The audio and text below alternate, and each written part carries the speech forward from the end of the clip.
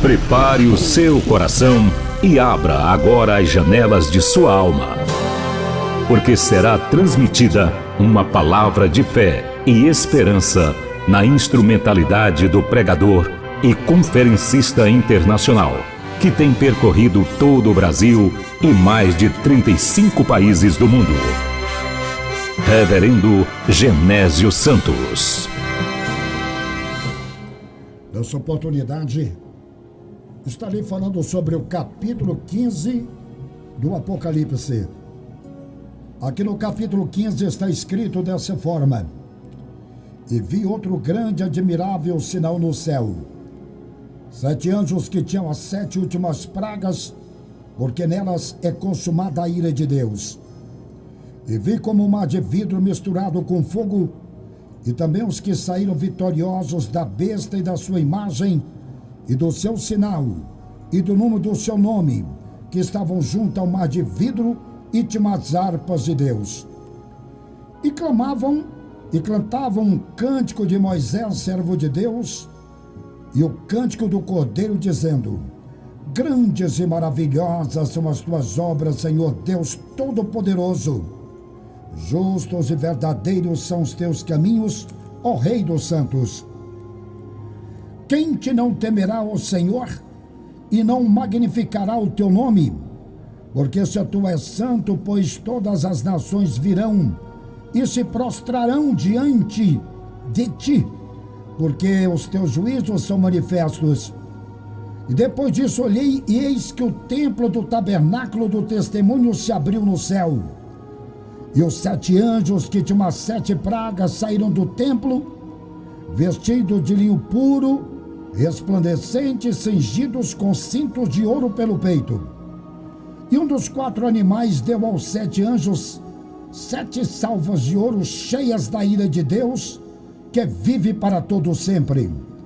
E o templo encheu-se com a fumaça da glória de Deus e do seu poder, e ninguém podia entrar no templo até que se consumassem as 7 pragas dos 7 anjos.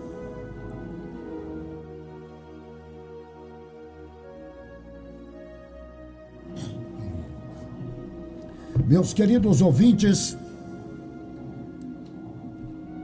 aqui no Apocalipse encontramos 3 citações acerca de sinais fenomenais na arcada celeste. No capítulo 12, versículo 1, no versículo 3, no capítulo 15, no versículo 1. Aqui, e vi grande e admirável sinal no céu, capítulo 15, versículo 1. Grande porque é o maior de todos, e admirável porque abarca os maiores atos judiciais do céu. Antes do Senhor derramar as 10 pragas sobre o reino faraônico no Egito, ele enviou 3 sinais. Êxodo capítulo 4, versículo 3, versículo 4, versículo 6. E também a Gideão, o Ofraíta, antes da batalha contra os midianitas e também os seus confederados. No grego descreve um sinal que causa admiração. O vidente de Patmos, ele pretendia indicar um diferencial na cronologia literária abordada. Estas serão as derradeiras pragas que assinalarão o clímax da ira de Deus, que sobrecairá sobre a humanidade antes do juízo final. O Apocalipse é o livro neotestamentário que mais faz referências aos anjos e às suas atividades, chegando dessa forma a registrar a palavra anjo 77 vezes. Eles aparecem constantemente em grupo de 7. Isto diz da atuação perfeita, porque o número é completo. No templo do tabernáculo mosaico, os sacerdotes, eles eram ministros do perdão, e esses anjos agora aparecem como ministros do juízo. O horrífico das 7 taças é que não haverá arrependimento e nem salvação. O versículo 2 diz: e vi um como mar de vidro misturado com fogo. Na visão do capítulo 4, esse mar fazia separação entre o trono de Deus e os 24 anciãos. Agora, podemos contemplar os vencedores numa aproximação mais abrangente. Os dois elementos usados por Deus para castigo estarão misturados, água e fogo.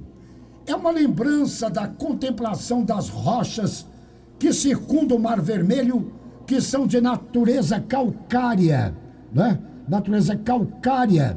E dessa forma, dos períodos Eoceno e Cretáceo. Eles, assim, assumem, pela ação do tempo, uns coloridos vermelho escuros, mas muito vivos. Daí a origem desse nome. O Mar Vermelho era chamado no Antigo Egito de Mar de Fogo. Os judeus, eles acreditavam que os egípcios, eles foram fulminados no mar pelo fogo do juízo de Jeová. O mar de vidro misturado com fogo é uma representação da punição divina contra os ímpios da terra. Está aqui no versículo 2: e também os que saíram vitoriosos da besta e da sua imagem, do seu sinal e do número do seu nome, que estavam junto ao mar de vidro, eles tinham as harpas de Deus. Cristo venceu os terrores da vida, morrendo no patíbulo da cruz. Estes mártires, eles venceram o império anticristão pela perseverança, pela execução da besta. As harpas de Deus simbolizam o louvor fidedigno, a alegria e a vitória inenarrável. Na arte medieval, a harpa triangular, ela tornou-se a representação do louvor à Trindade. E o verso 3 diz aqui: e cantavam um cântico de Moisés, servo de Deus, e o cântico do Cordeiro. Olha que coisa maravilhosa! O cântico de Moisés, nós sabemos que é um poema de exaltação ao Senhor, pelo seu imenso poder, pela vitória que dera ao seu povo, destruindo os seus inimigos. Êxodo capítulo 15, versículos 1 a 19.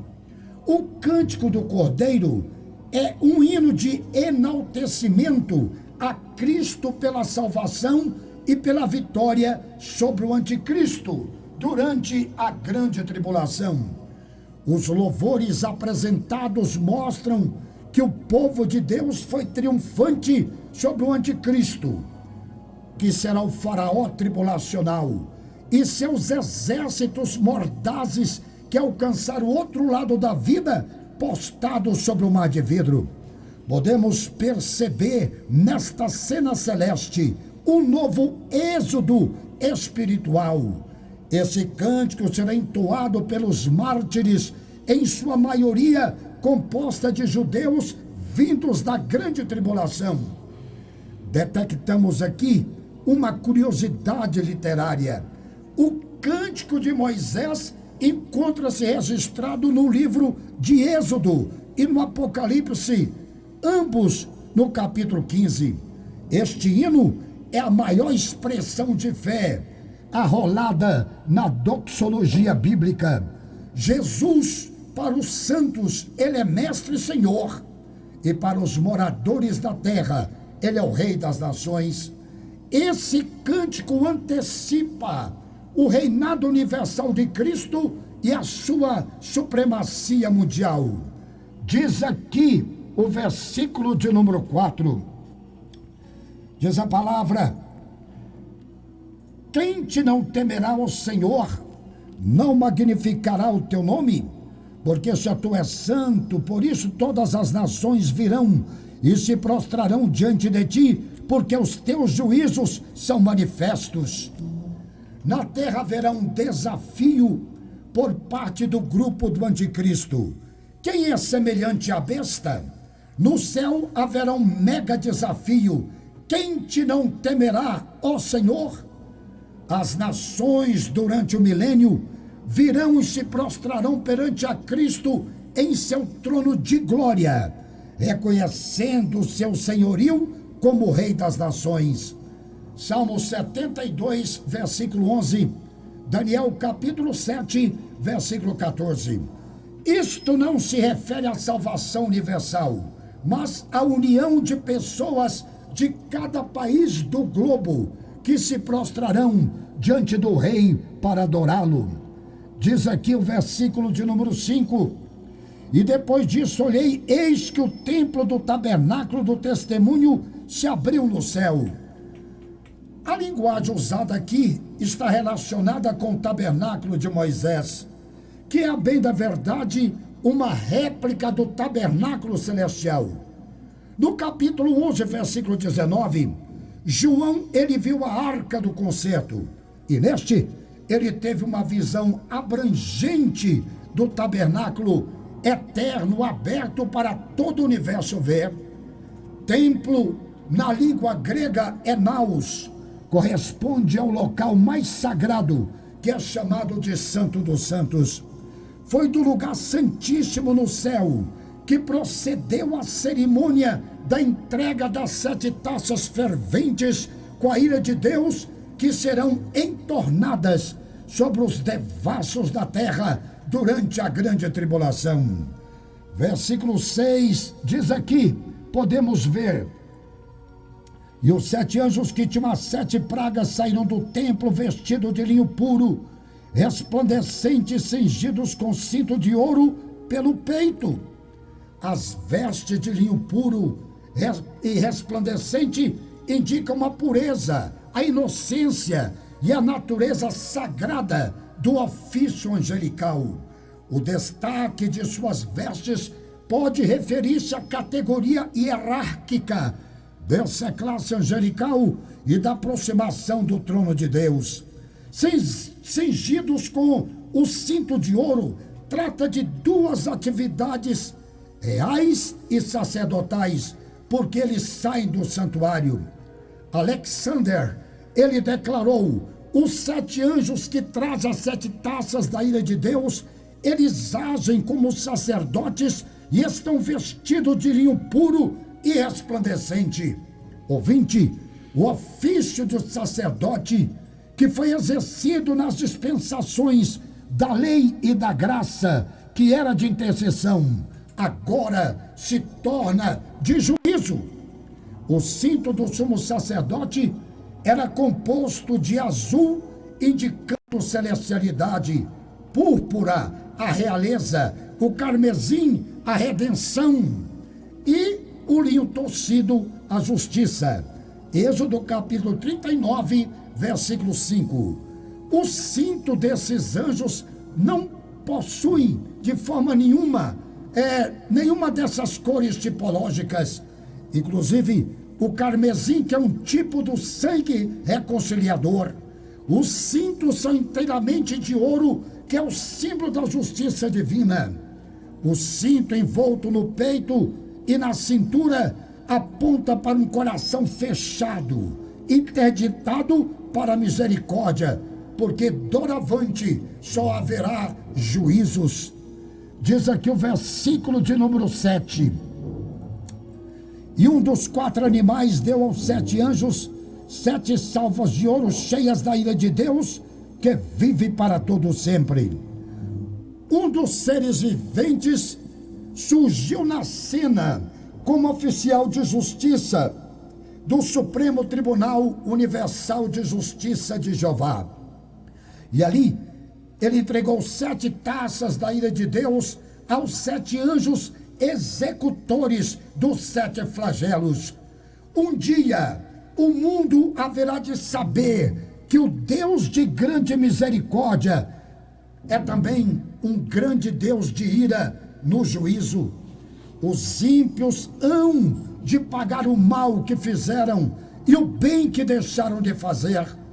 A taça era antigamente um prato raso usado para beber e derramar libações.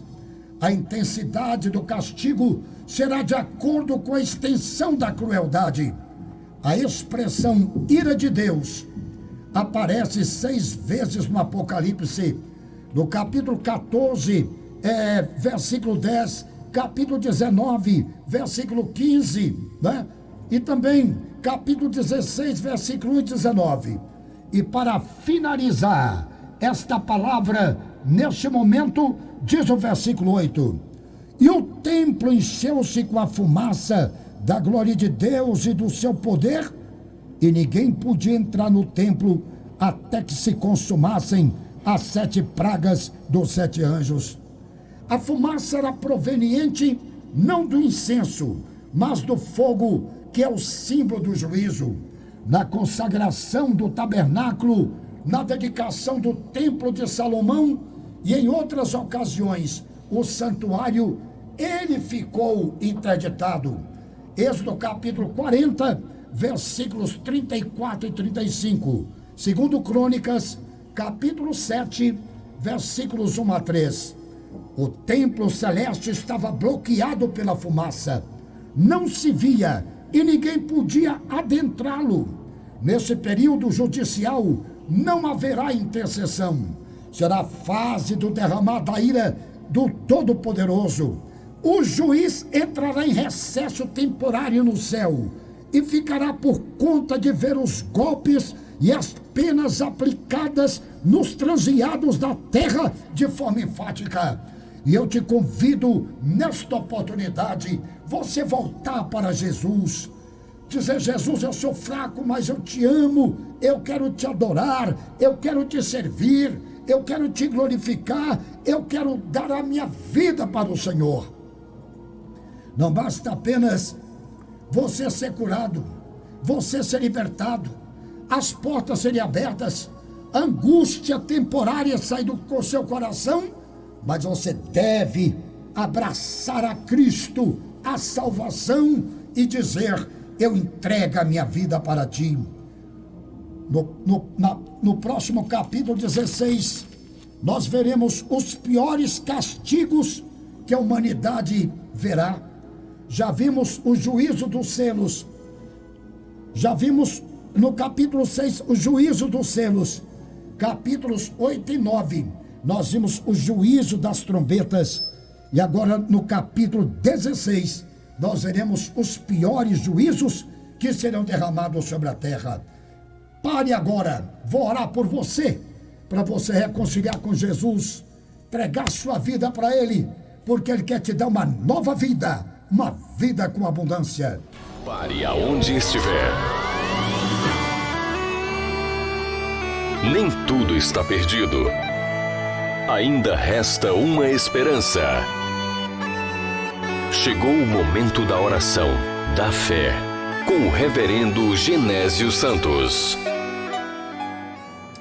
Poderoso Deus e eterno Pai, sabemos que Jesus voltará para arrebatar a tua igreja e que os juízos eles serão reais. Tanto o juízo dos selos como das trombetas e também das 7 taças ou salvas. Senhor, o juízo das 7 taças serão terríveis. E aqueles que não participarem do arrebatamento, eles passarão por esse processo de juízos terríveis, tanto no sol, na lua, na terra e nos homens. Quero te apresentar este que está desviado, afastado do caminho do Senhor. Venha transformá-lo, vem dar força, vem dar graça. Senhor, que ele venha, caia aos teus pés. Salva este amigo que não conhece a tua palavra, que ele possa te aceitar como Salvador. Quero orar também por aqueles que estão doentes, aqueles que estão esperando o momento da oração do meio-dia. Venha curar agora, Pai. Venha arrancar essa tristeza, esse medo, esse pasmo de coração. Essa pessoa que está com a fobia, tem medo de tudo, sensação de assalto, sensação de morte, sensação, Senhor, ruim. Enche esse coração da tua paz. abençoa essa família, esta empresa. Senhor, que todos aqueles que sempre estão ligados no programa Antenados com a Sólide, eles sejam abençoados em nome de Jesus. Amém. Ouvintes, amanhã estaremos de volta às 10 da manhã, aqui na comunicação, seu amigo Genésio Santos. E aqui na sonoplastia, Leandro Alves. Então tá bom, Deus abençoe. Até amanhã.